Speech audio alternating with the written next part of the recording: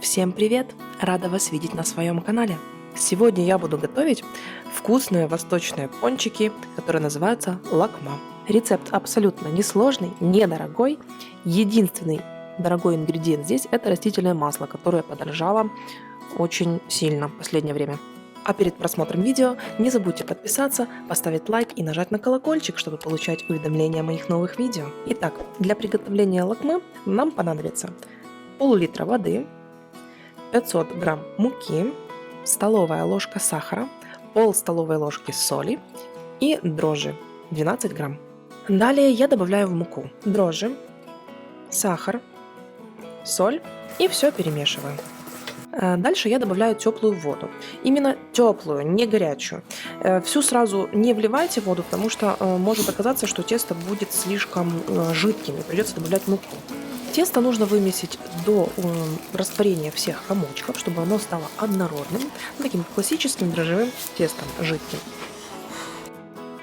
Затем тесто нужно будет поставить на расстойку, чтобы оно поднялось. Как минимум раза в 3. Вот у меня в этой миске оно поднялось до самых краев. Я люблю оставлять тесто для брожения в духовке.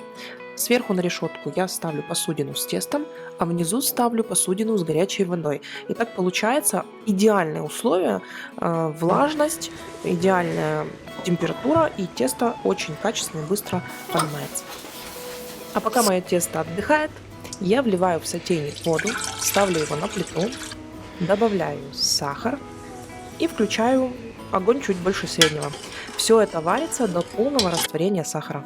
В этом видео я забыла показать, какие ингредиенты нужны для сиропа, но всегда в моих видео в описании внизу вы можете посмотреть подробный рецепт, там есть, и все ингредиенты в граммах.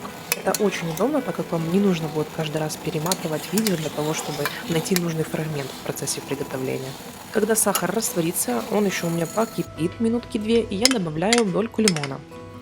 Снимаю сотейник с плиты, добавляю мед и все перемешиваю до полного растворения.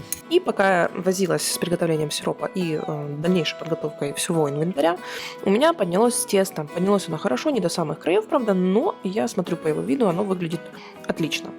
Дальше нам понадобится следующее. Смотрите, мне нужно 2 конфорки. На одной будет стоять, на выключенной будет стоять сироп. А на другой конфорке будет стоять масло, которое будет разогрето очень сильно, поэтому будьте осторожны, пожалуйста, в процессе приготовления. Также мне нужна тарелочка, салфетка для того, чтобы выкладывать туда готовую лакму, чтобы она немножко впитала лишний жир. Также нужна будет какая-то красивая тарелка, на которой мы будем выкладывать готовую, красивую, пропитанную сиропом лакму. Также вам понадобится вот такое или сито, или шумовка, с помощью которой вы будете доставать из масла, и отдельную шумовку для того, чтобы доставать из сиропа лакму. Я советую брать именно 2 сита или 2 шумовки для того, чтобы потом после сиропа в масло не попадала жидкость, так как все мы знаем, оно начнет очень сильно стрелять и пениться. Еще я взяла ножнички. Для чего? Для того, чтобы отрезать тесто, которое будет выдавливаться из кондитерского мешка. Именно с кондитерским мешком я буду делать эти шарики, так как это для меня оказался самый удобный вариант.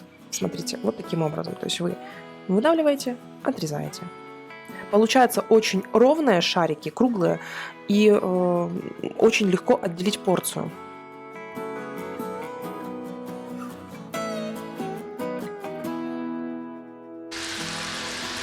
Жарить лакму нужно до такого вот золотистого, красивого оттенка. Для тех, кто будет это делать в первый раз, вообще, в принципе, жарить что-либо во фритюре, вы не расстраивайтесь, если у вас изначально не получится. Так как работа с дрожжевым тестом, особенно если вы его вот так должны жарить, а потом окунать в сироп, требует некой ловкости и опыта. Это нормально. Вы 1-2 раза попробуйте, а на 3-й у вас уже точно получится, я вам гарантирую.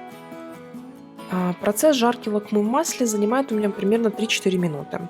Затем ее нужно вынять и положить на салфетку для того, чтобы впитался лишний жир.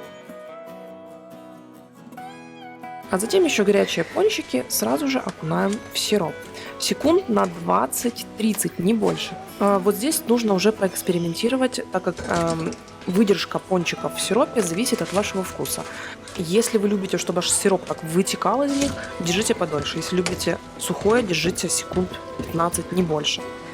Вот эта лакма мне очень напоминает, как раньше продавали, кто был ребенком в 90-е годы, в магазинах такие восточные огурчики сладкие из теста.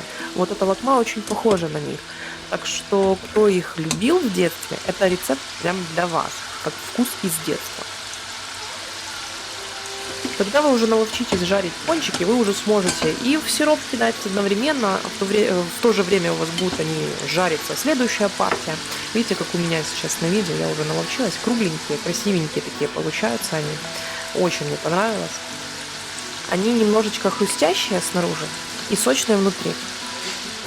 Ну и, как всегда, в процессе приготовления половина лакмы ушла, каждый подошел, попросил по чуть-чуть, по 2 штучки, и в итоге половины уже нет. Но я очень сильно просила оставить для того, чтобы показать, как в итоге получилась моя лакма, как она выглядит. Слава богу, у меня это получилось. Сверху я украшаю рубленой фисташкой. Несмотря на то, что это восточный десерт, они всегда очень сладкие, лакма получается абсолютно не сладкой. Как по мне, даже мне не хватало этой сладости, поэтому кому хочется больше сахара, можете полить еще сверху медом. Это будет очень вкусно.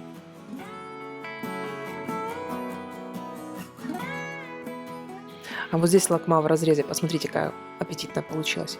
Пористое тесто, влажное. А вот эта сахарная глазурь дает легкую корочку. Если вам понравилось мое видео, не забудьте отблагодарить меня пальчиком вверх и оставьте свой комментарий. Всем приятного аппетита! Пока-пока! До новых встреч!